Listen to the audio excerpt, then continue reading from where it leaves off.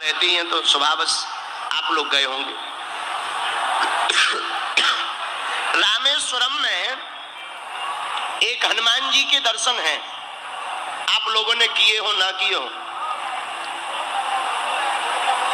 श्री पावन तीर्थ रामेश्वरम में एक हनुमान जी का स्थान है, छिन्न पुच्छ मारुति।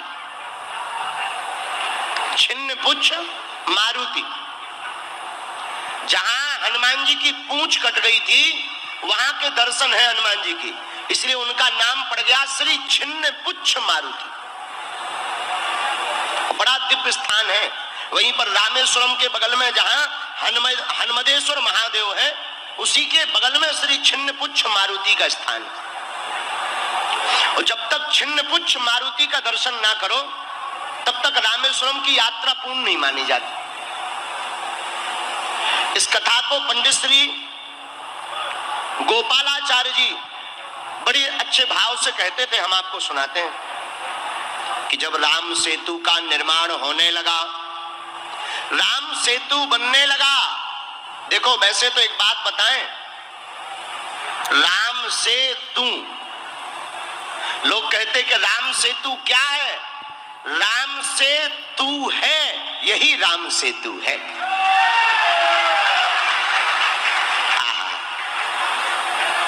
तो राम सेतु के निर्माण में सब बड़े बड़े बंदर बड़ी बड़ी शिलाओं को लाते हैं, शिलाओं को राम राम लिखकर पानी पर तैराते हैं।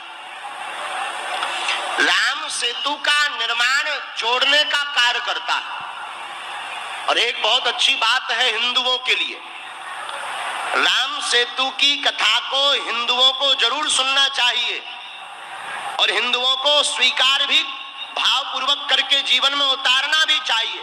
जब तक राम तुम्हारे हृदय में नहीं होंगे तब तक पत्थर नहीं जुड़ पाए तो हिंदू कैसे एक हो पाएगा। जिस प्रकार राम राम लिखकर पत्थरों को एक कर दिया, उसी प्रकार हिंदुओं को अब एक होने का उपाय अगर कुछ है तो भगवान श्री राम और हनुमान की कथा है। जो राम कथा हनुमान कथा ही केवल हिंदुओं को एक पंडाल के नीचे बैठा सकती है। यहीं पर कितने लोग नहीं बैठे, वीआईपी बैठे, अति वीवीआईपी बैठे, क्या राजा क्या प्रजा, कौन सा वर्ण, न क्षत्रिय न ब्राह्मण न वैश्य न सेवक, सब एक लाइन से बैठे हुए हैं। हम यही तुम्हें बताना चाहते भारत के लोगों कि भारत में कथाओं की बहुत आवश्यकता है कि जब तक कथा नहीं होगी तब तक सामाजिक समरसता नहीं आएगी।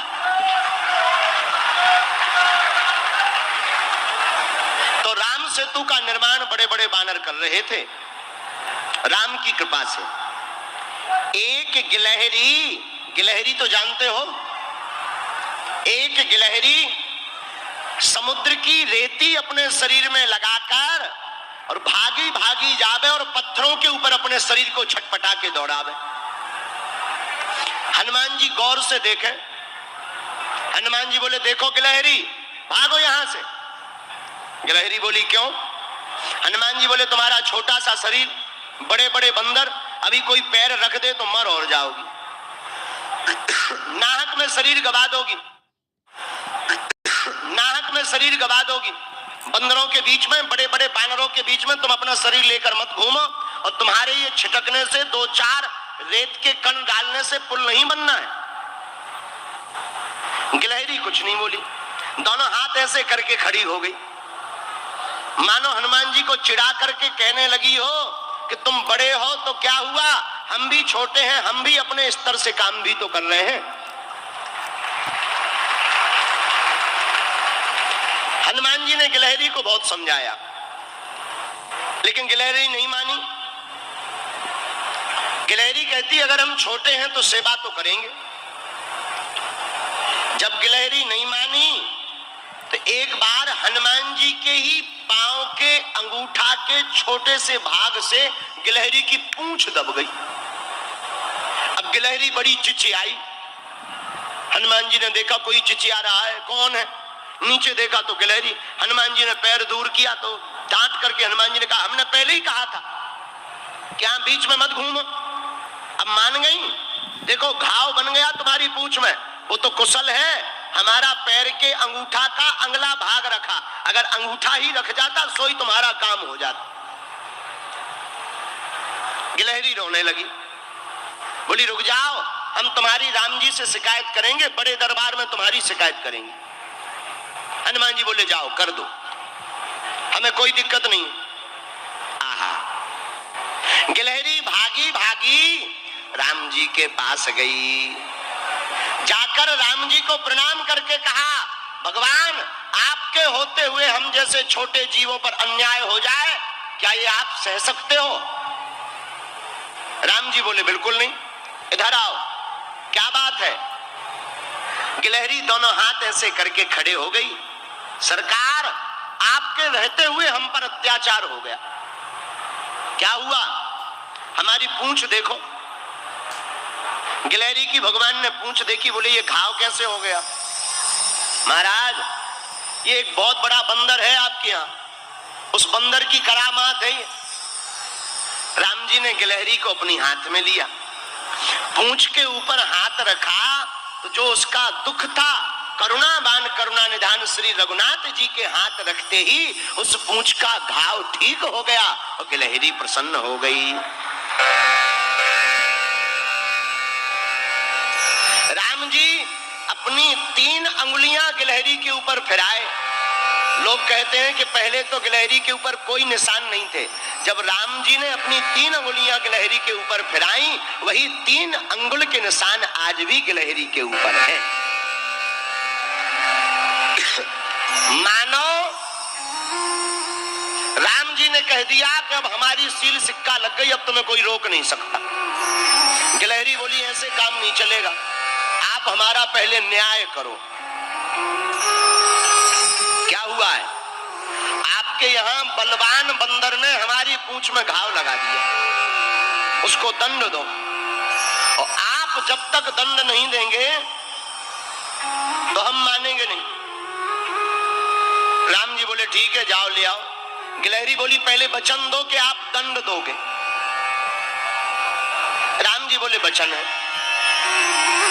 गिलहरी भागी भागी हनुमान जी के पास गई, बोले चलो, और आपको प्रभु ने बुलाया है बड़े दरबार में, बड़े बड़े बलवान बन रहे थे, बड़े बुद्धिमान बन रहे थे, आओ अब हम तुम्हें ठिकाने लगवा कर मानेंगे। हनुमान जी बड़े हंसे, ये गिलहरी बड़ी विचित्र है, बहुत परेशान कर रही है। हनुमान जी, श्री हनुमान जी गिलहरी के साथ साथ राम जी के द्वार पर पहुंच गए। राम जी को प्रणाम किया, क्या बात है, और तुमने गिलहरी का अपराध क्यों किया श्री हनुमान जी?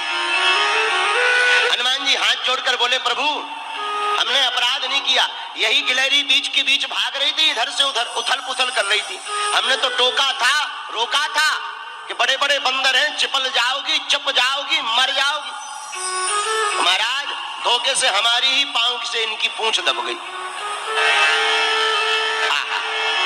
राम जी बोले सुनो, अपराध तो किया ही है, पर हनुमान जी ने गिलहरी से पूछा एक बात बताओ, तुम्हारे रेत के कण डालने से समुद्र का पुल बनना नहीं है, फिर भी तुम इतनी परेशान क्यों हो रही?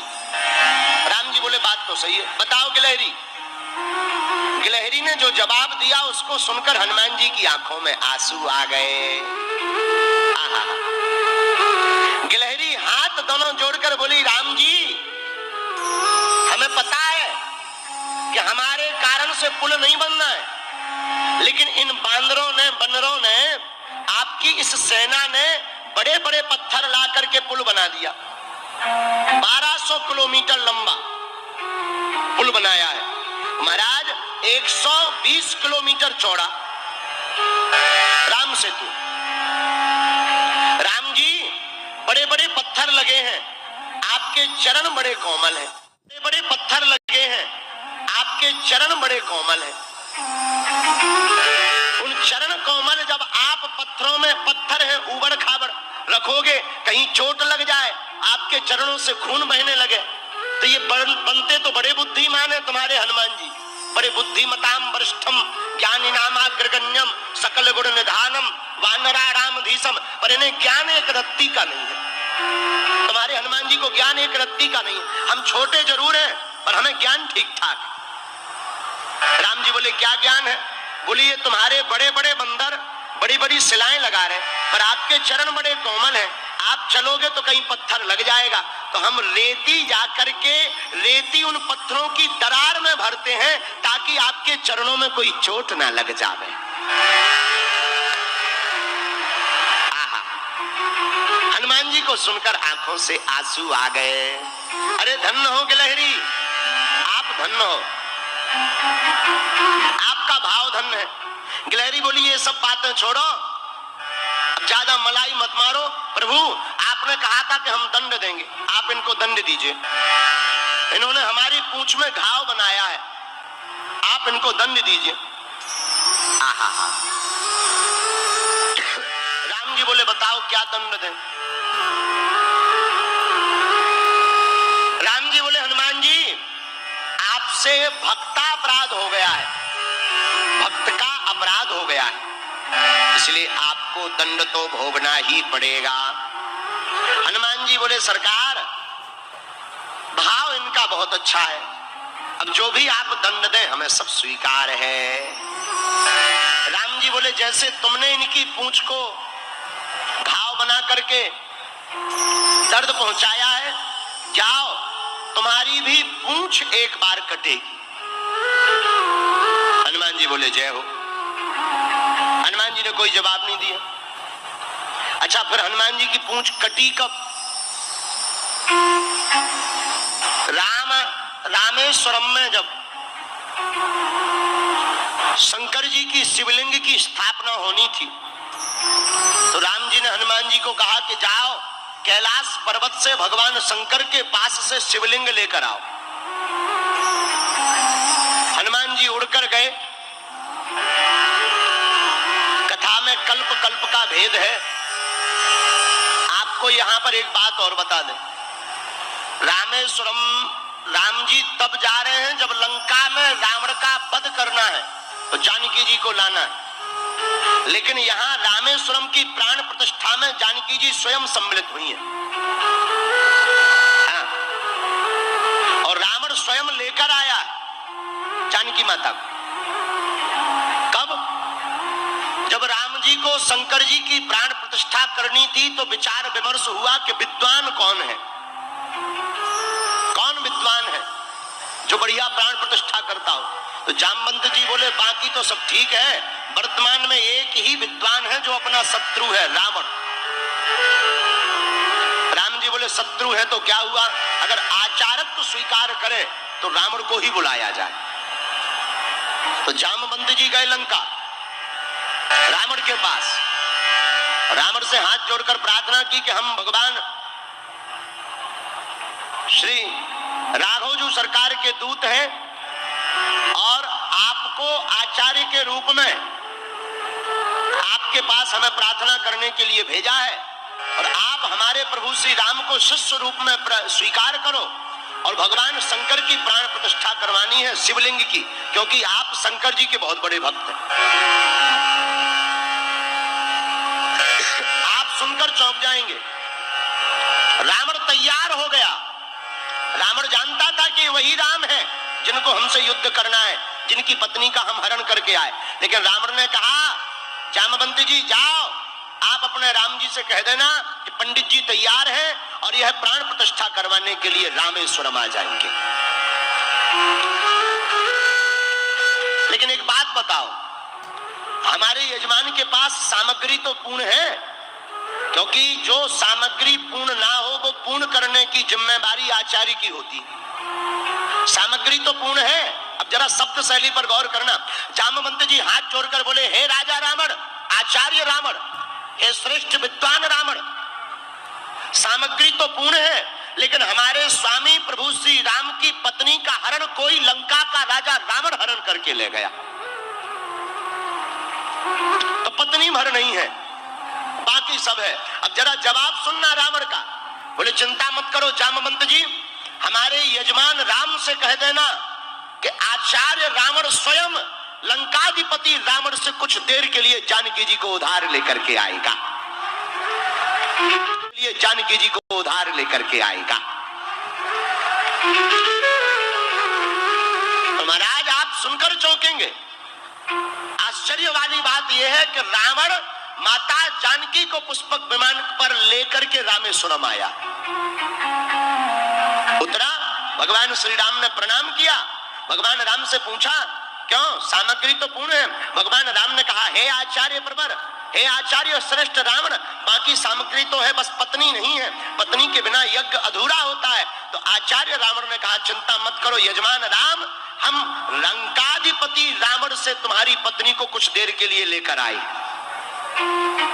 पुष्पक विमान पर श्री जानकी जी विराजमान, वापस आए, हनुमान जी वहां शिवलिंग लेने के लिए गए, मुहूर्त निकला जा रहा था। तो राम जी ने कहा मुहूर्त निकल ना जाए, देवी जी कोई उपाय करो। तो माता जानकी जी ने अपने हाथों से शिवलिंग रेती का बना दिया और मंत्रों से आचार्यों ने, ऋषियों ने रामेश्वरम की प्राण प्रतिष्ठा करा दी। तब तक हनुमान जी आ गए। हनुमान जी शिवलिंग लेकर आए। महाराज आपने कहा था लेकर आओ, हम तो आ गए, लेकिन आपने तो प्राण प्रतिष्ठा ही करा दी, हमें बड़ा दुख हुआ। हनुमान जी के भाव को देखकर राम जी बोले परेशान मत हो, एक काम करो, तुम ये शिवलिंग जो रेती वाला है, बालू का बना हुआ रेत का, इसे उठाकर उसकी जगह ये कैलाश पर्वत वाला रख दो। हनुमान जी तो रामदूत अतुलित बलधामा अंजनी